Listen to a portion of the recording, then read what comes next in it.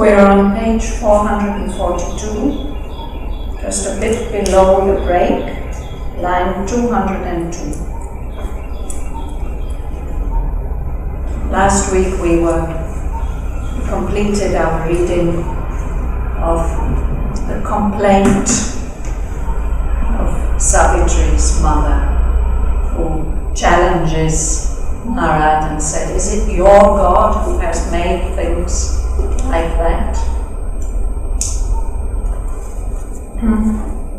How has this mystery of pain come into the world? Yes. So now he's going to begin his long answer, which occupies most of the rest of the canto.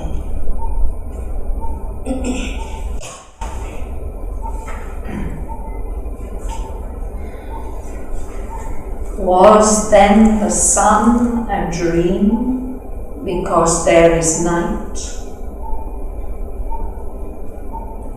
Hidden in the mortal's heart, the eternal lives. He lives secret in the chamber of thy soul. A light shines there, nor pain nor grief can cross. A darkness stands between thyself and him. Thou canst not hear or feel the marvelous guest. Thou canst not see the beatific sun. O Queen, thy thought is a light of the ignorance. Its brilliant curtain hides from thee God's face. It illumes a world born from the inconscious, but hides the immortal's meaning in the world. Thy mind's light hides from thee the eternal's thought. Thy heart's hopes hide from thee the eternal's will. Earth's joys shut from thee the immortal's bliss. Thence rose the need of a dark, intruding God, the world's dread teacher, the creator, pain. Where ignorance is, there suffering too must come. Thy grief is a cry of darkness to the light. Pain was the firstborn of the inconscience, which was thy body's dumb original base. Already slept there pain's subconscious shape, a shadow in a shadowy tenebrous womb, till life shall move. It waits to wake and be. In one call with joy came forth the dreadful power. In life's breast it was born, hiding its twin. But pain came first, then only joy could be. Pain plowed the first hard ground of the word darkness. By pain, a spirit started from the clod. By pain, life stirred in the subliminal deep. Interned, submerged, hidden in matter's trance, awoke to itself the dreamer, sleeping mind. It made a visible realm out of its dreams. It drew its shapes from the subconscious depths, then turned to look upon the world it had made.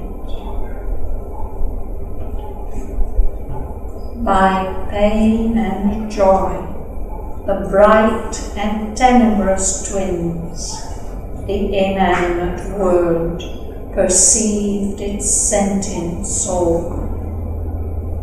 Else had the inconscient never suffered change. Pain is the hammer of the gods to break a dead resistance in the mortal's heart, his slow inertia as of living stone. If the heart were not forced to want and weep, his soul would have lain down content at ease and never thought to exceed the human star, and never learned to climb towards the sun.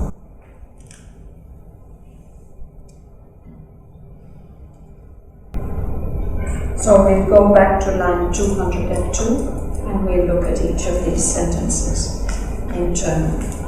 Narad explaining about pain.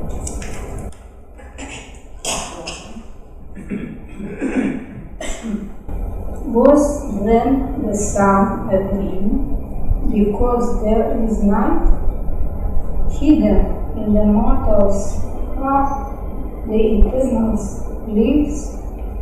He lives secret in the chamber of felt soul. Light shines there, no pain, no grief can cross. Yes.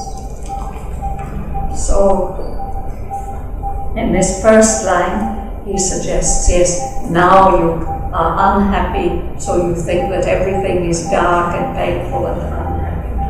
But do we think that the sun doesn't exist, that it's just a dream?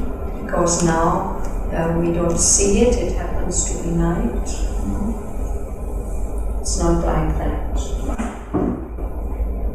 And then he tells us that we have a sun in our hearts, hidden in the mortal's heart, in the heart of the one who must die, this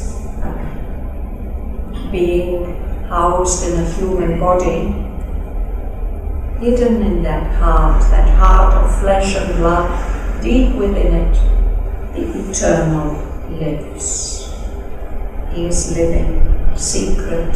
There's the chamber, there's the room where the soul lives. And in that room, a light is shining. A light, he says, that neither pain nor grief can cross. Even if you feel pain or grief, they can't cast any shadow on that light which is there in the chamber of the soul.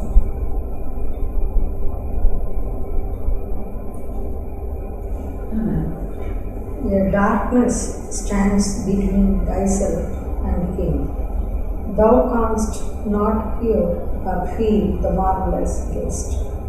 Thou canst not see the beatific sun. Or he says you can't see him or hear him or feel that wonderful guest who is living there in your heart, because there's a darkness, there's a veil of darkness. You want to ask something? Yes?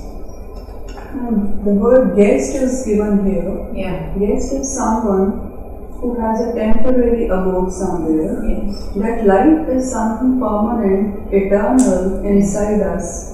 So how come that light is a guest? I think that Sri Aurobindo is quoting the Gita.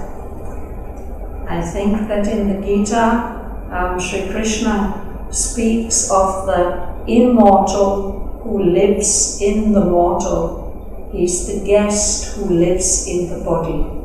And I suppose he's a guest because now he's living in this body. But then when this body has to die, he will still live. And he will live in the next body that you take.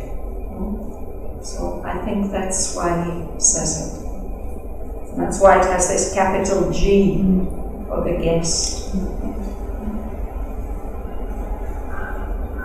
And he says that sun which surrounds that divine guest in our souls, it is beatific, it is full of bliss. There's no pain can come there.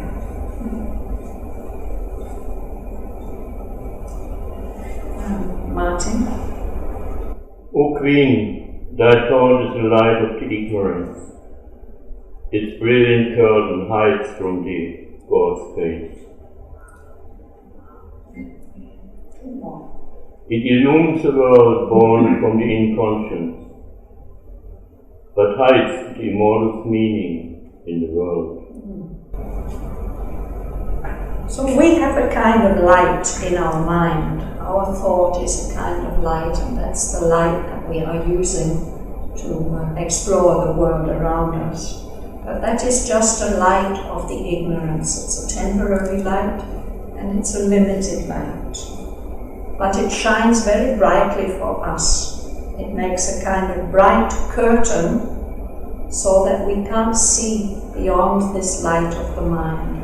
We can't see the face of God, because that light of our mind, of our thought, is hiding God's face from us. This light of our mind lights up this whole world that is born from the inconscience, but it hides the meaning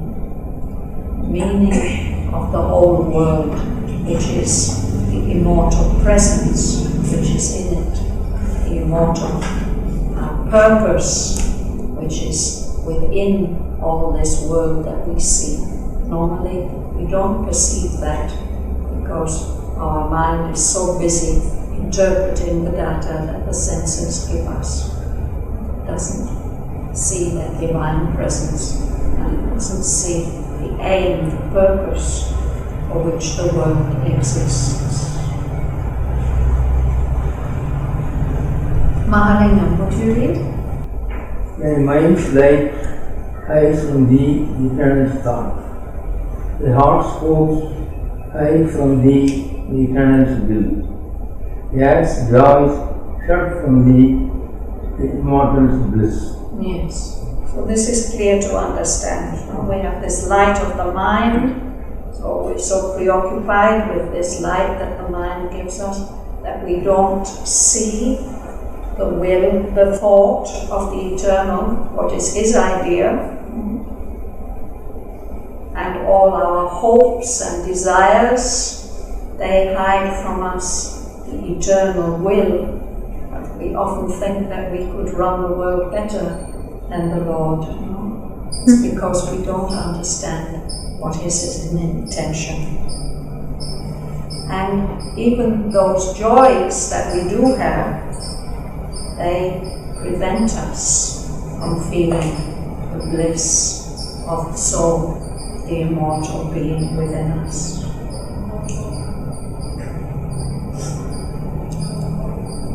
Sergei? Thence rose beneath the dark pilgrim water. The world's great teacher, the Creator, praying. Yes. So we have this word thence, from there, or from this. For this reason, there arose the need for some intervention, a dark intruding God, who comes in as our teacher. He's a very dreadful teacher. We don't love him. He teaches us hard lessons. But he's also very creative. He brings about change and progress. This is pain.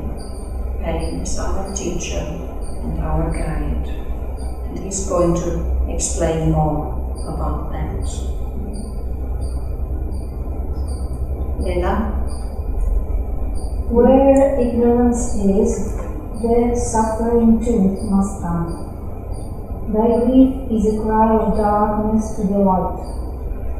Pain was the firstborn of the inconscience, which was thy body's bound original base. Already slept there pain's subconscious shape, a shadow in a shadowy tenebrous room. Till life shall move, it waits to wake and be.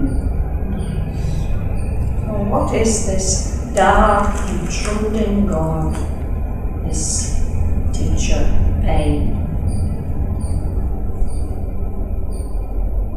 First he tells her that wherever there's ignorance, wherever there is limitation in knowledge, it's unavoidable that suffering too must come.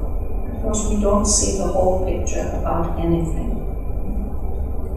But that feeling, that deep grief that we feel, is a kind of appeal, even a kind of aspiration.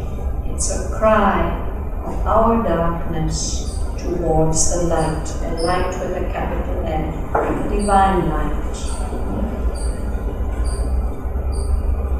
We human beings all feel grief, and we all feel that this is not how it should be. Things should be better than this, it should be different. So that's the first wakening up of some kind of aspiration for a higher state, or a divine life. And then he says, as the inconscience, all this trance of matter from which our universe seems to have started, the first thing that woke up, the first thing that was born out of that matter was pain. He says that the inconscience is the original base of our body. And as the living cells, the living physical matter begins to wake up, the first experience is pain. Already in the inconscious, pain was sleeping there. But there were no senses, it was all subconscious. So nothing could experience pain. It was potentiality of pain was sleeping there like a shadow in this shadowy womb of the inconscious of matter, this womb of shadows. Tenebrous means full of darkness. It's waiting there, pain is waiting there in the inconscious until there's some movement of life. It's only when there is life that pain can be experienced. So when life begins to move, then the pain wakes up. In matter, it's waiting to wake up and be. Also, in one call with joy came forth the dreaded power. In life's breast it was born, hiding its twin. But pain came first, then only joy could be. And the next time, pain plows the first hard ground of the world draws. yes. In one call, the caul is the membrane that covers the embryo in the womb. And when the child is born, caul comes out too. And if there are twins, there are two babies inside one caul, inside one membrane, if they're identical twins. So he says, joy and pain both were born at the same time. In one caul with joy came forth the dreadful power. The dreadful power is pain. The pain and the joy were born first. But with twins, always one twin is born first. No? It says pain came first. That was the first one. And only when it had come, then joy could exist. So it was born to life. Pain and joy were born with the life movements, but when pain came out, it was hiding joy, its twin. And this was necessary because pain had to plow the first hard ground of the word drowse. Drowse means sleep, heavy sleep. So matter was asleep. Life is trying to be born. It's being born dominated by matter, by that word drowse, that sleepiness of matter. And the first thing that came to wake it up, to begin to wake life up, so that it could be able to feel joy, first of all came pain. So there are very small, single-celled animalcules, and in them one can see these reactions. They move towards food, and move away from too much heat or too much cold or too much salt in the water, anything like that. That is that first feeling of pain. And pain has to prepare the living matter before it is able to feel pleasure and joy.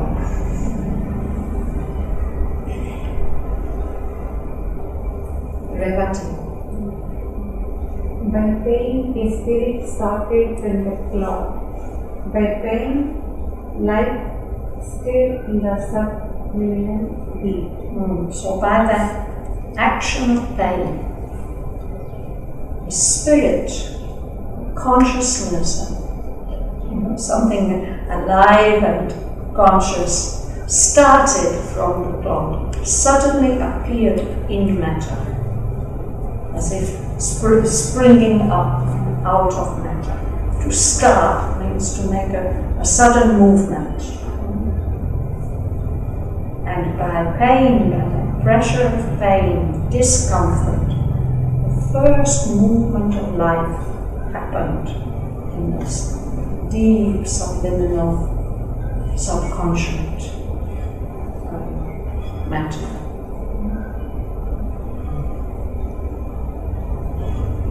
And Josephine. In turn, submerged, hidden in matter's trance, awoke to itself the dreamer, sleeping mind. It made a visible realm out of its dreams. It drew its shapes from the subconscious depths, then turned to look upon the world it had made. Well, by pain, life woke up, and then after life comes mind. Mind still submerged and hidden in matter. It's interned, it's like imprisoned. But it began to wake up.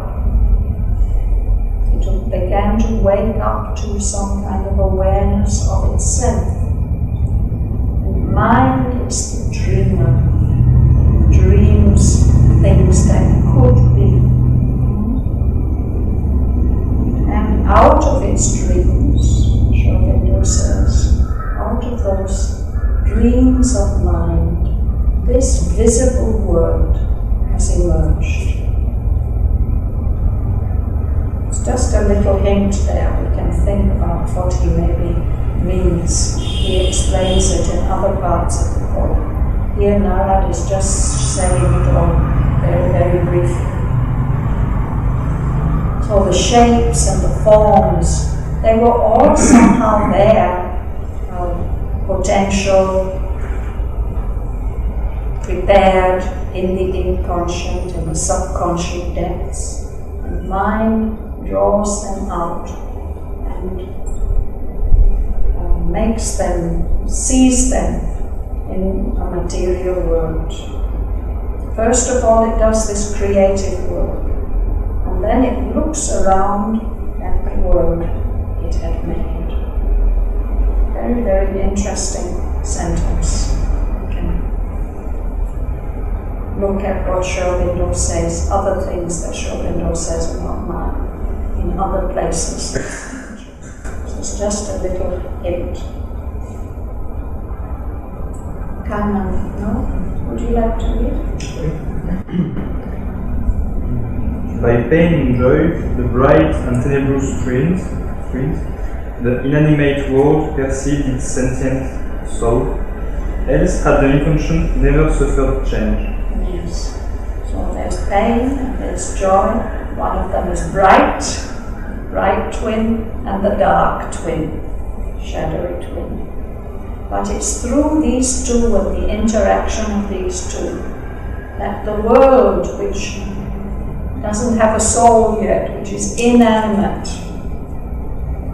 begins to perceive the capacity to feel, sentient, can use the senses to feel, to perceive things.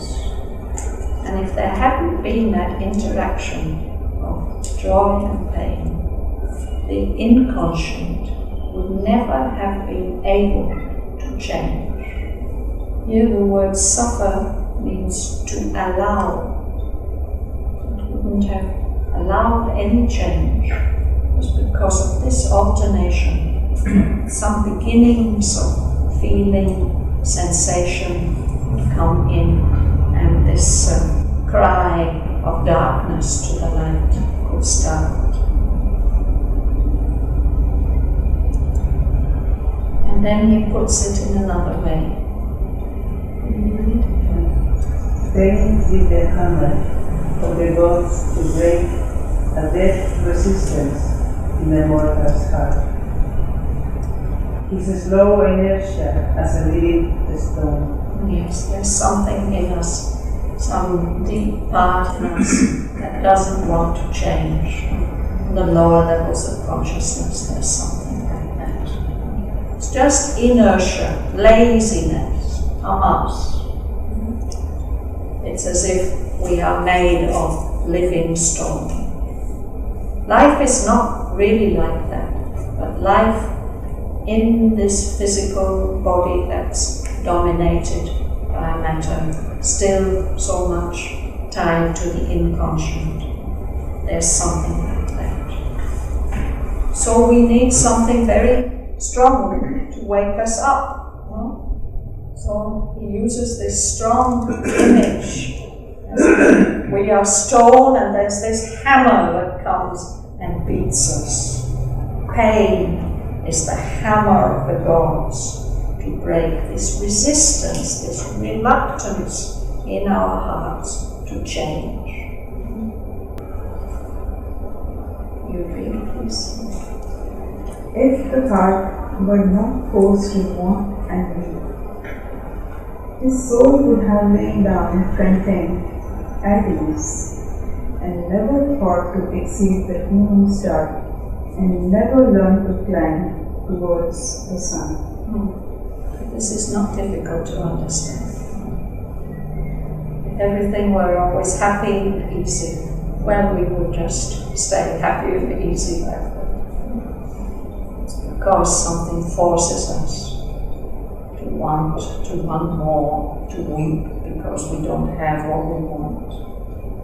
This wakes up the soul. perhaps we never thought to go further than this human stuff. This is just the basis. There's so much more to be done.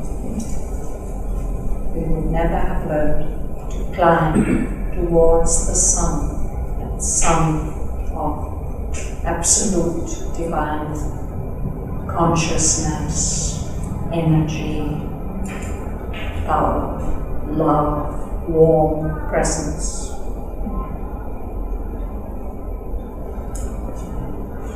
Alice, would you read? This earth is full of labor, packed with pains, throes of an endless birth, pours for still. The centuries end, the ages vainly pass, and yet the Godhead in her is not born.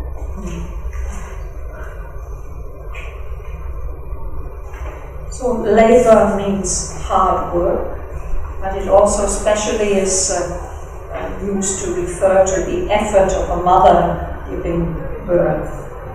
That's a painful labor. This whole earth is full of that labor, packed with pain. And this is because the earth is undergoing a process of birth. She's giving birth to something. And when the human mother is giving birth, or the animal mother is giving birth, there are these throes, these contractions. There's nothing she can do about it, you know. That pain comes, and it's because something has to be born. So that the earth is undergoing something like that still. Still those throes, those birth pangs are coercing her, forcing her to suffer this pain and to proceed with this birth, which has been going on for such a long time. The centuries end, we just had the end of a century, the ages pass, and still, even now, the Godhead which is in her, which she wants to give birth to, it hasn't yet emerged. Bhavan. The ancient mother faces all with joy, calls for the ardent pan, the grandest thrill, for with pain and labor all creation comes. This is so amazing. The ancient mother, our earth, she's suffering, all that pain is there, but still she faces that pain with joy. And she even calls for the burning pain and the tremendous thrill, that intense sensation, because all creation, all new birth comes about through pain and labor. This earth is full of the anguish of the gods. Ever they travail, driven by time's goad, and strive to work out the eternal will, and shape the life divine in mortal forms. Yes, this earth is full of the anguish of the gods. The gods are the cosmic powers. When they are here, Shraddhavan mentions it at the beginning of the poem. He says that Savitri was full of the anguish of the gods, imprisoned in the human mold. There are divine powers here in the world, but they're imprisoned in this domination of matter, all the limitation, all the separation. It's very, very painful for those vast, immortal beings. And we feel their pain. And they have to go on working, travail. They have to go on. This is, there's a French word, travail, to work. In English, this word also means the travail, the sufferings of the mother who is giving birth. So the gods are travailing. They are being driven by time's goad. Goad is a sharp stick, and the bullock driver uses to poke the bullock to go faster. Or the elephant, the mahout, also has a goad to make the elephant obey him. So we are being driven by time, or the gods, the divine powers in matter are being driven by time. And the gods are consciously striving, they are making conscious effort to work out the eternal will, the evolutionary will. What they are consciously trying to do is to shape the life divine, even in these limited, matter-dominated mortal forms. And that's a painful, frustrating, difficult work for them.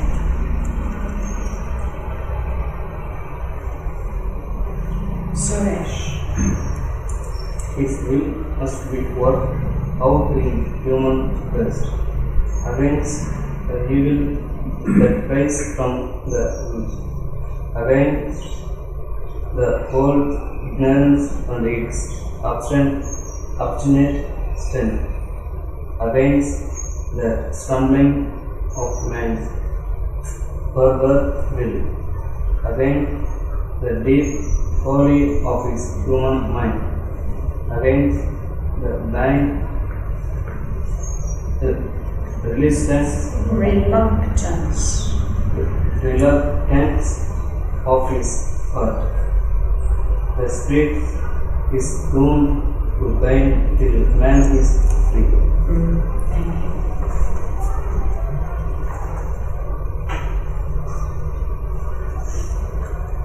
So this is the eternal will, his will, eternal will. That has to get worked out in our human breasts, in our hearts and souls. And there are all these powers that resist evil, falsehood, that rises up from the gulfs, from the deep places of the inconscient. And then there's the ignorance of the whole world, and the obstinate strength of that ignorance. Somebody who's obstinate, they won't change their mind, whatever you say to them. Donkeys are said to be very, very obstinate. If they have once decided to go one way, you can't make them go the other way. Obstinate. Then our will stumbles. We as human beings, as each partly conscious beings, we've been given the right to choose one thing or another, so we have to exercise our will. But because from our ignorance, we often make mistakes, normally make mistakes. There's something perverted in our will also, gets perverted by that, not only by the ignorance, but by that evil that rises up from depths. So sometimes we choose in a very twisted way instead of a clear, straightforward way. The deep folly of this human mind. Folly is foolishness. So foolish children we have.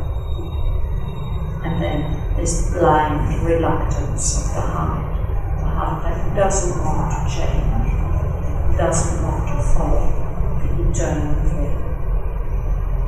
So all those things are resisting the work of the gods. So the spirit that is within everything, within us also, is doomed to pain, can't avoid it.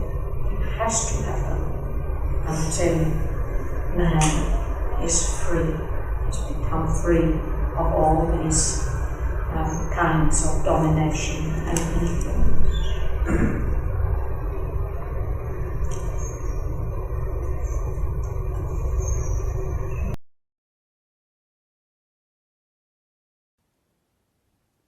Was then the sun a dream because there is night? Hidden in the mortal's heart, the eternal lives. He lives secret in the chamber of thy soul. A light shines there, nor pain nor grief can cross. A darkness stands between thyself and him. Thou canst not hear or feel the marvellous guest. Thou canst not see the beatific sun. O Queen, thy thought is a light of the ignorance. Its brilliant curtain hides from thee God's face.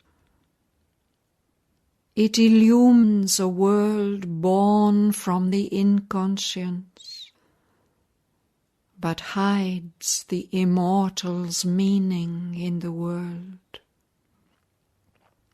Thy mind's light hides from thee the eternal's thought. Thy heart's hopes hide from thee the eternal's will. Earth's joys shut from thee the immortal's bliss. Thence rose the need of a dark, intruding God, the world's dread teacher, the Creator, pain. Where ignorance is, there suffering too must come. Thy grief is a cry of darkness to the light.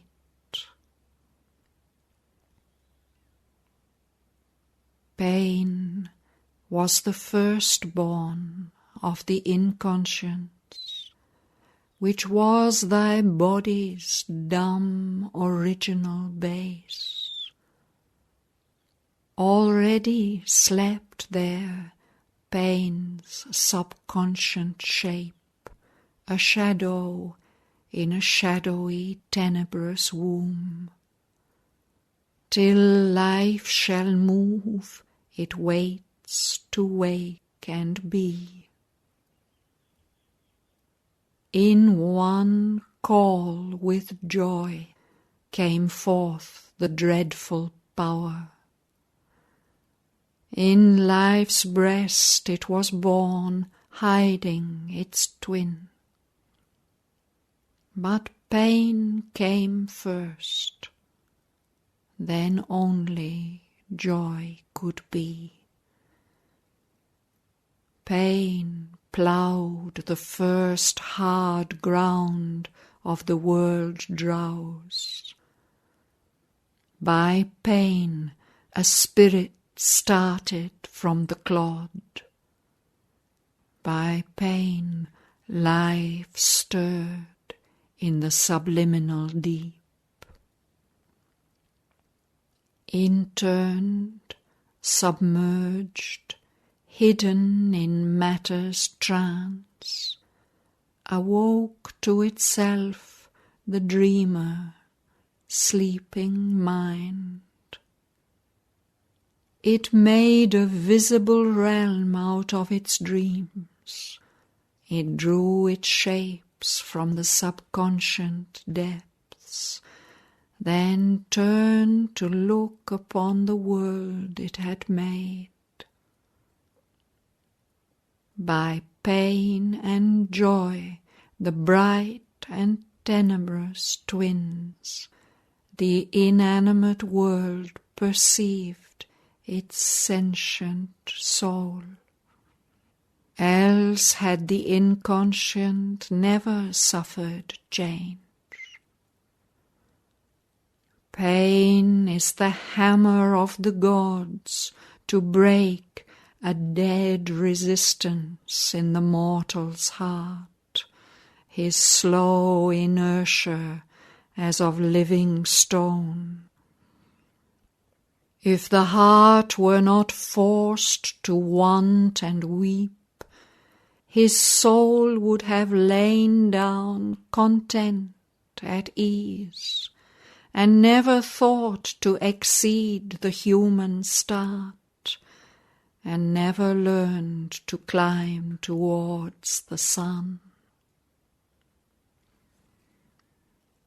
This earth is full of labor, packed with pain. Throes of an endless birth coerce her still. The centuries end, the ages vainly pass, and yet the Godhead in her is not born. The ancient mother faces all with joy, calls for the ardent pang, the grandiose thrill. For with pain and labor all creation comes. This earth is full of the anguish of the gods. Ever they travail, driven by time's goad, and strive to work out the eternal will, and shape the life divine in mortal forms. His will must be worked out in human breasts, against the evil that rises from the gulfs, against the world's ignorance and its obstinate strength, against the stumblings of man's pervert will, against the deep folly of his human mind, against the blind reluctance of his heart. The spirit is doomed to pain till man is free.